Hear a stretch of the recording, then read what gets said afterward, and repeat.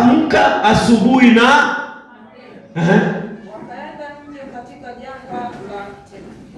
wakaenda nje katika jangwa la Tekoa.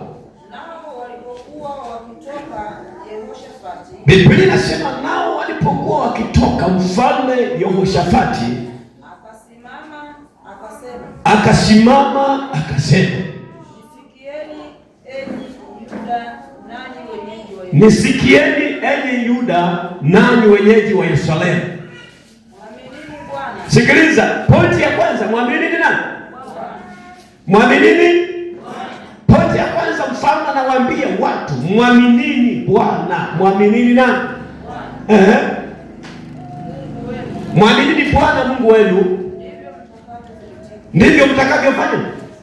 Rudia hapo, ndivyo mtakavyo. Mwaminini Bwana Mungu wenu, ndivyo mtakavyothibitika.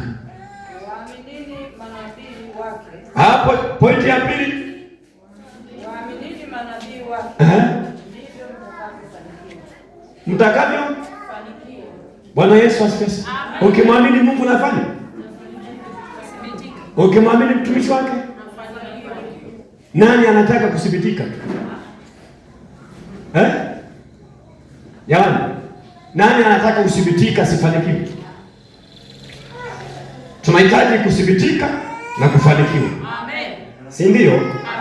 Sasa ambacho wengi tunakiishi na kukichagua, tumechagua kuthibitika. Tunaelewa? Hatujachagua kufanya nini? Kufanikiwa. Kwa hapo ni kuchagua, kupanga ni. Ukitaka kuthibitika, mwamini Mungu. Achana na mtumishi wake. Mungu anasema utathibitika tu, lakini hautafanikiwa. Ukitaka kufanikiwa, mwamini na mtumishi wake, unafanikiwa. Hebu unaelewa nini katika hiyo Mungu? Unaelewa nini? Unachoelewa nini? Mungu anasema ukimwamini unathibitika, unathibiti, lakini hufanikiwi, si ndio? Ukimwamini unathibitika, lakini haufanikiwi. Anasema mwaminini Mungu mtathibitika. Waaminini watumishi wake mtafanya nini? Nani anataka kufanikiwa? Wengi wanataka kuthibitika, kufanikiwa wataki. Unajua watu wanafikiri mafanikio yao yako kwenye mikono ya Mungu tu. Si ndio jamani?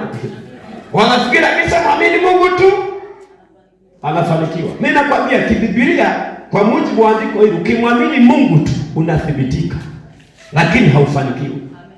Na maana mafanikio yako hayapo tena kwa Mungu kisha mwamini, umwamini mtumishi wake. Hii ni kanuni tu. Wala hapana ubisho, kibisha nenda. Kwa sababu hapa sio lazima. Ni kuchagua kuthibitika, usifanikiwe. Uthibitike na kufanikiwa ni maamuzi yako. Amen. Bwana Yesu asifiwe. Jamani Yesu asifiwe. Amen. Jamani Yesu asifiwe. Amen. Jambo hili la muhimu sana, na ndilo jambo linalofunga milango ya mafanikio katika ulimwengu wa roho. Amen. Watu wengi wamemwamini Mungu, wamethibitika. Wamewazarau watumishi wao wa Mungu, wamebaki tu kuthibitika, hawafanikiwi. Si ndio jamani? Amen. Amen. Ukitaka kuthibitika, mwamini Mungu. Ukitaka na kufanikiwa, mwamini mtumishi wa Mungu. Amen. Amen. Tumesema maji yanafuata nini? Hebu nafikiri Mungu ni roho. Na kwa sababu Mungu ni roho, ana utaratibu. Mungu afanye mambo bila utaratibu. Sawa jamani? Amen. Bwana Yesu asifiwe. Amen. Watumishi wa Mungu. Bwana Yesu asifiwe. Nazungumza kanuni ya kiroho. Unajua mambo ya kimwili, kanuni hizo unazoziona ni kanuni za kiroho, ila zimegeuzwa kuwa mwili na rohoni. Bwana Yesu asifiwe sana. Mungu naye ana kanuni. Katika Biblia inasema, tazama ilivyo vema na kupendeza ndugu wakae pamoja na kwa. Alafu pale anasema ni kama mafuta mazuri, sawa, yashukayo kutoka kwenye kichwa cha nani mpaka kwenye ndevu mpaka kwenye upindo. Anasema maana ndiko Bwana alikoamuru baraka. Unaona yale mafuta yanatoka kwenye kichwa cha Haruni, yanashuka hayatoki chini, yanapanda wapi? Si kama unanielewa? Bwana Yesu asifiwe sana. Na kuna andiko moja Biblia inasema mdogo hubarikiwa na mkubwa, sawa? Mdogo hubarikiwa na nani? Na mkubwa. Sasa Biblia inasema mwaminini Mungu mtathibitika, waaminini watumishi wake mtafanikiwa.